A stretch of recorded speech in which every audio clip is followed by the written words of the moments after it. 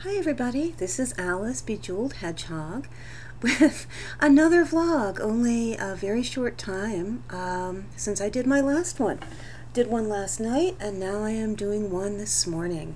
Well, I guess early afternoon, whatever you want to call it. Anyway, last night was unbelievable in terms of insomnia. Now my face is turning red. This camera is just fascinating. Anyway, oh yeah, I managed to sleep for a grand total of 2 restless hours. I feel so awful today.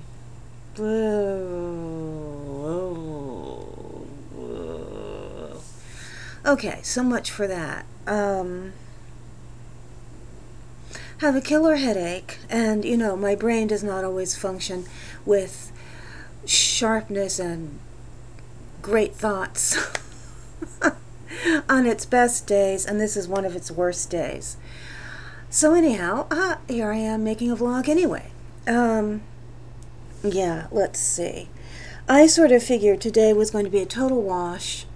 You know, I managed to sleep, I think, maybe between 5 and 7, kinda. But last night was a waste. I mean, I felt so restless and icky. It wasn't like, you know, some people seem to think, oh, you have insomnia, you must be on top of the world, you can accomplish everything. Not really, because my body gets tired and my mind gets just, the only word for it is ick. I'm awake, but I'm not really alert and sharp and functioning. Then I woke up this morning and I feel like somebody has just taken a big sheet and wrapped it around my head again and again and again and again. So I'm trying to do everything through this thick wad of padding. And to top it off, I have a throbbing headache. God. What a mess. Anyway, so here I sit, but it dawned on me at about 7 that today was the day that I'm supposed to take my car in to have this protective coating put on the inside so it will be stain resistant, and along with it comes this coating. I don't know whether I believe it's true or not, but you put it on they put it on the outside and it's like giving it a good waxing that will last 5 years. So what the heck. So I had kind of hoped to like stay at home, stay awake until something reasonable like 8 o'clock tonight, and not try and drive or think or do anything that requires any amount of brain function. But I didn't want to have to reschedule my appointment, so I went and took Sabrina, my Subaru Impreza, in. And then of all the funny, they give you a loaner car. This is a great dealership. Now it has, you know, the Subaru dealership's name plastered all over the sides and things, like with those little magnetic thingies. So, you know, it's like you're giving them free advertising. But the loaners they had available, oh, they were Foresters. Foresters are gigantic things. They're about the size of 18-wheelers. Look at my arms, blah, blah, blah. Somebody's not exercising. Anyway, so they're about the size of 18-wheelers, and they're so tall that they might topple over every time they go around a curve. Actually, you can tell I'm exaggerating. From driving a new Beetle and then switching to an Impreza, which to me the Impreza seemed very big. The Forester, which I think is on the small side of SUVs, was traumatic. So I drove it home and I figured, okay, it's not that bad. The dealership is between 10 and 15 minutes away. Longer with traffic, but you know, it's not a complicated drive, so it didn't really bother me to maneuver this thing that felt like an 18-wheeler. But then I realized my sister, who's been on vacation all week, is coming home sometime this evening, obviously before sundown because that's when their Shabbos starts, and placed an order at the local kosher grocery, which closes, I believe, at 3 p.m. in the afternoon because their Shabbos starts at sundown and they don't do business on Shabbos.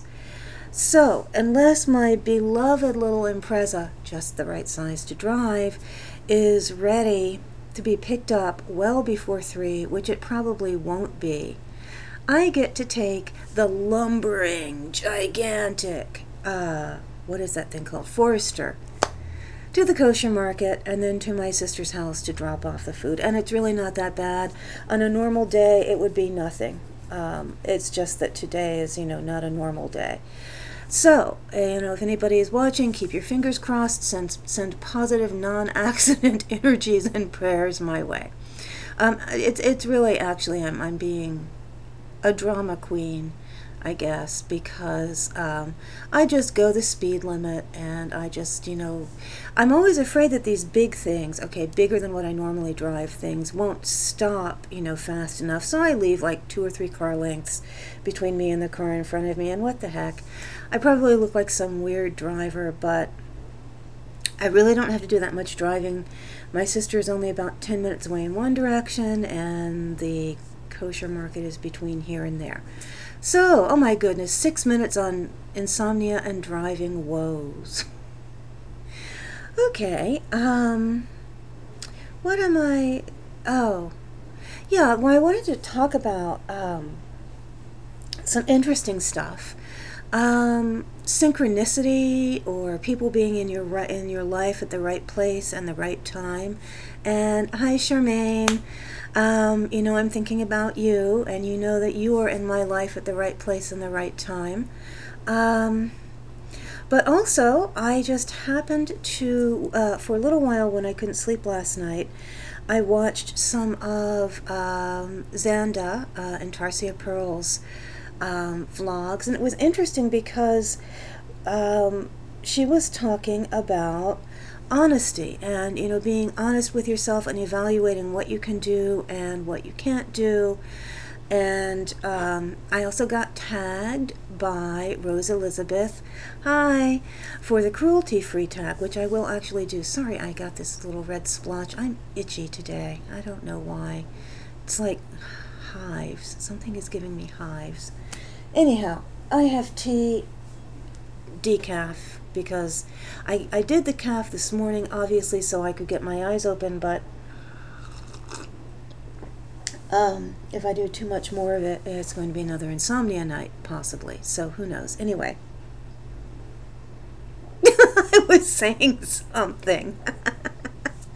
This should be like the Chronicles of an Insomniac Lady. You can see how much damage it does. But anyhow, so it was interesting because I got tagged on the cruelty-free tag, and I'm very happy about that. I don't do cosmetics as much, but I use body care products like everybody else. So in a little while, I am going to round up some of my products I have around the house to show you, and I really appreciating being tagged for that. And then that made me think, because there was a question on that tag, do you eat meat? And that being combined, with what I had heard Xanda talking about with honesty, I decided to really sit back and assess my position on what I eat and why I eat and how I eat. And no, I am not a vegan or a vegetarian. I do eat meat. Now, bizarrely enough, I don't have any dairy products. And I'm not going to pretend it's because of virtue. It is not. It is because I am sensitive to them. I discovered I was lactose intolerant. And yes, there are occasions where, and this generally, this applies to what I consider treats. I really, really, really love milk chocolate. Now I do, as a general rule, I only eat dark chocolate. But on occasion, when a particularly yummy type of milk chocolate passes my way, I take one of those little lactose digestive enzymes. And then my other weakness, believe it or not, is Thai iced tea, which of course is served with cream. And I take the little lactose pill for that. Those are my 2 cheats. But I just have this feeling, my body doesn't produce whatever it is in those little lactate pills. And yes, I can take it artificially. I mean, I don't really, I might be completely off the mark on this. People who don't make enough insulin or have insulin problems, and with diabetes, they take insulin to be healthy. But for me, lactose-containing products, dairy products, are something that can be skipped. So on the whole, I just listen to my body and stay away from it, except for Thai iced tea and special milk chocolate. And I have been sensitive to egg yolks since forever, so I've never eaten eggs. I never liked butter. So to be honest with you, I just have never done, I guess, the whole category that you would call dairy, because it is bad for my health. Do I eat meat? Yes, I do. But, I mean, some people seem to think that you either have to be all or nothing. In other words, if you eat meat, then you disregard animals. I mean, I've had this argument with a family member who loves to argue all the time, but I do not see it that way. I do differentiate. I mean, yes, when you eat meat, you are eating a killed animal, period. And I accept that. And I accept that I do it because I am an omnivore. And at this point in my life, I have not found a good dietary supplement for some of the benefits that meat gives me. As I find them, I embrace them and substitute them, because what it comes right down to for me is, could I kill an animal to eat it? I would say probably for myself, no. For my nieces, you know, if I felt that that's what they needed, probably yes. But, so, I mean, I just have to think about that. But, in terms of, I'm going to try, maybe this wasn't the best day to do a vlog talking about much of anything, because I am so incoherent. What I really try and practice is intelligent, mindful eating. And I want to keep cruelty and deception out of my both eating and purchasing lifestyle as much as possible. Other than the fact that, you know, if you eat an animal, well, you certainly don't want to eat a live animal. You're going to slaughter it and butcher it and eat it. I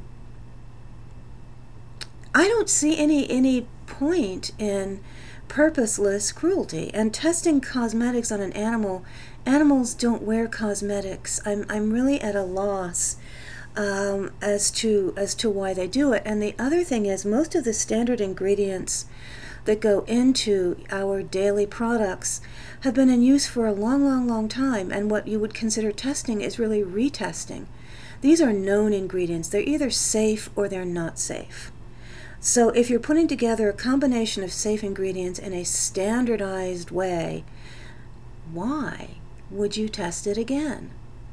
And I'm also against, you know, there's so many abuses of animals. I'm against people keeping exotic pets that they have no capacity to care for.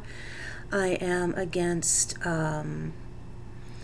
abuse of animals. I really, you know, you hear both good and bad things about circuses. On a whole, I really, performance animals like that, I'm really kind of against. But then again, my nieces love to ride horses. Now, they don't own horses, but they go to horse camps and horse stables, you know, where you can rent horse time. And, you know, there's so much iffiness, because the owners of the horses love those horses. Those horses are like their pets. Now, I mean, horses have to be broken in, presumably, and wild horses do not just walk up to people and say, "Hey, ride me." So, you know, I mean, where do you draw the line? I have trouble defining that, and I honestly don't know. The same with using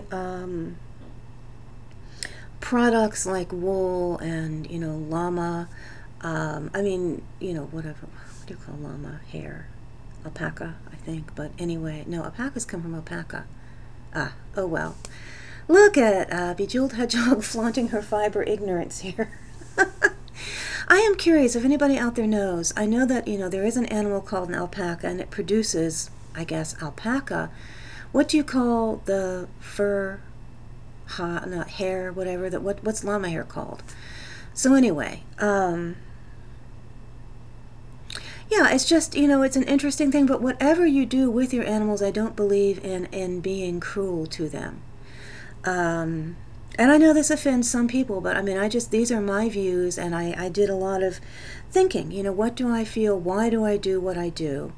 And another thing that bothers me, perhaps even more than just the issue of whether or not to eat meat is the whole commercialization and deception in our whole food, the whole food buying, purchasing, eating process.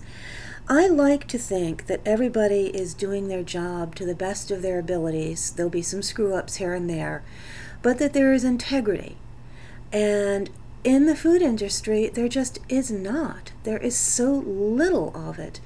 It's disgusting and it's sickening. And I used to think that if I walked into a grocery store, everything was just happy and fine, sitting there shimmering and shining under the bright lights. And, you know, for the longest time I thought all animals came from Old MacDonald's farm. Well, now I know better than that.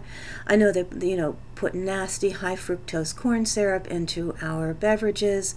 The thing that makes me mad is that I know that now they're labeling, now there's been enough outcry about high fructose corn syrup that they're beginning to be boastful when they don't have it in there. No high fructose corn syrup, etc. But there's something else cropping up somewhere, and it's going to take us a while to find out, and then we'll find out, and then we'll make an outcry, and then they'll take it out again. And I am trying now with my eating habits to just, I guess the word is mindfully, and it takes some effort. I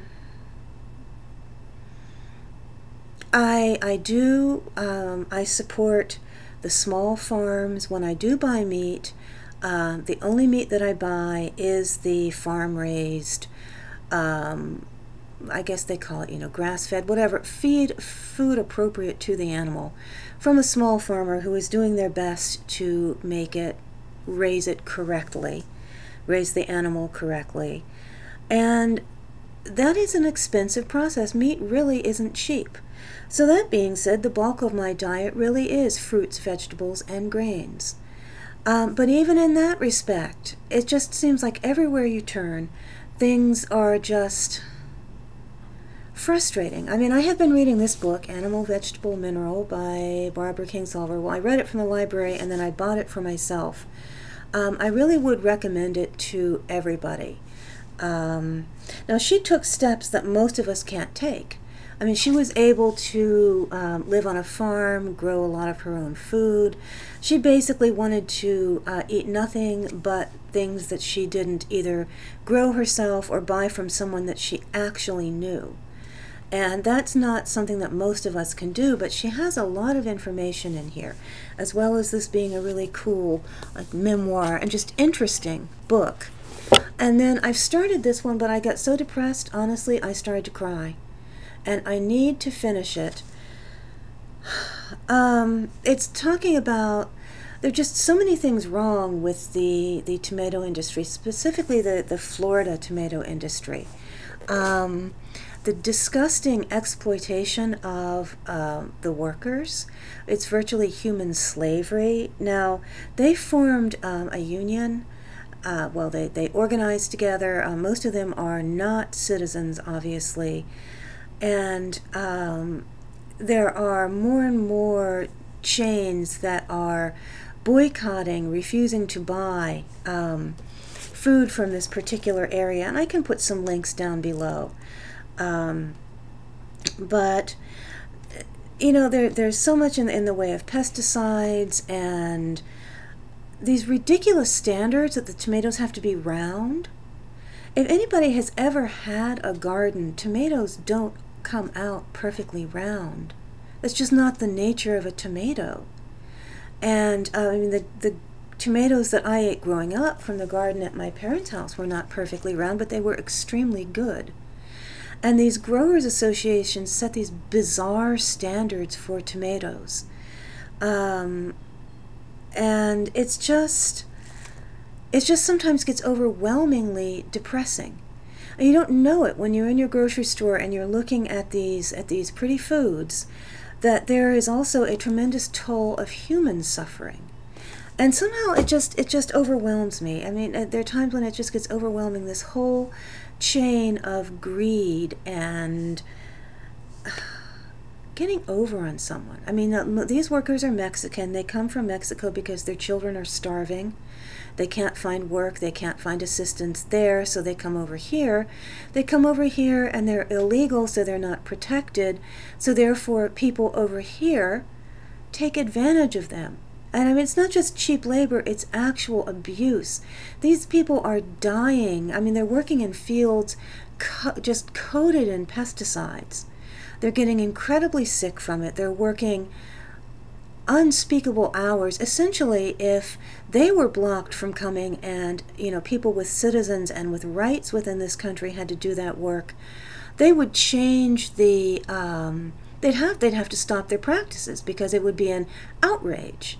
I don't even think it's obviously, it's not legal to hire, you know, American citizens or people with green cards and put them under those conditions. And it just makes me want to cry. I mean, the Mexican government is corrupt and can't seem to get itself together, so people come over here. People come over here and we abuse them. And this just is really getting too angering and depressing for me to even talk about. There seems, and then the one other thing I wanted to add is the GMO. I really try and avoid. Do you know that foods, you can say that you're non-GMO, you know, as a form of promotion, but you are not required to list when you are using genetically modified organisms. And that really, really pisses me off. I saw a documentary where there was a farmer who did not want this modified corn in his field. He did not want this crap. He was not raising this crap. But one of these big companies, Dow Chemicals or somebody, I mean, it's a name that you associate with toxins, not with food, had several miles away their fields of genetically modified crop.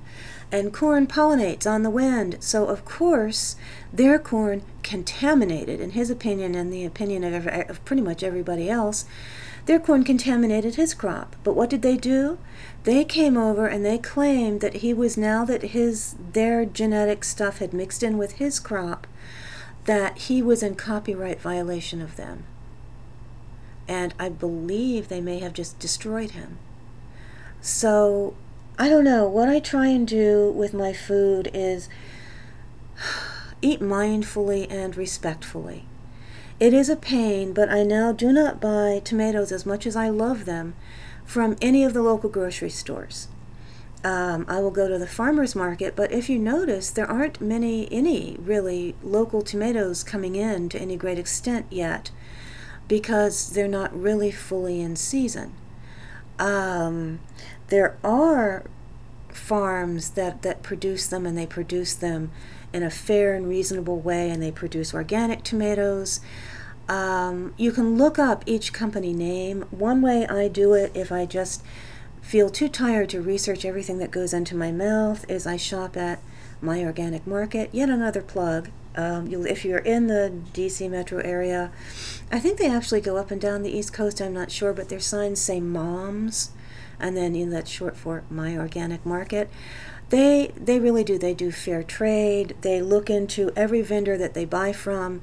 So in every way, what you get from them is safe in terms of for your body, as safe as, you know, safe for the environment, and safe for the people that are involved in the processing, the growing, and of these foods.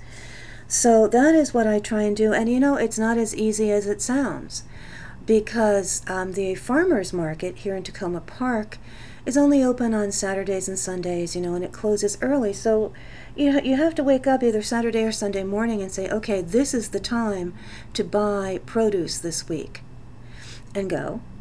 Or, you know, obviously there's a giant across my street. I couldn't really hit it with a rock if I threw one off my balcony, but it seems that way. I mean, it's that close. And Giant is not bad. It's a very typical standard big chain grocery store. And they are starting in with an organic section, and they do carry some organic foods. But you cannot be 100% sure when you buy from these grocery stores about all the different, the fair trade, and, you know, all the different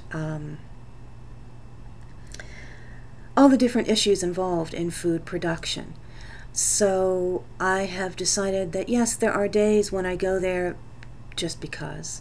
Just because it's convenient, and nobody can live perfectly all the time, and I accept that. But my biggest goal right now is to do the best I can to eat mindfully, respectfully for all parts of the food, from the animals to the people to, the planet. And it's just sometimes it's just overwhelming. I do have moments when I wish that, it was like 5 years ago and I had this blissful ignorance. I thought, oh, organic is nice and organic tastes better, but I really didn't understand all the ugliness that's behind food. It is not necessarily, by the way, more expensive by any means to go to a farmer's market or an organic market. It just, it involves finding one, going during their set hours, which usually is not after work, and just, the way they seem to, the way demographics work out for most of us, they're not at every corner. For most people, there's a grocery store by their office so they can grab a few necessities at lunchtime. There's a grocery store near their home, and blah, blah, blah. So anyway, that is my standard. That is my looking at myself and deciding, to be honest, yes, I do eat meat, but yes, I do care about the issues involved with my food and eating responsibly. So, that was interesting. I hadn't really thought that through until, last night. And in one of my many attempts to, keep myself up and awake today, oh my gosh, I've made another long vlog. I really, really, really wanted to make a short one.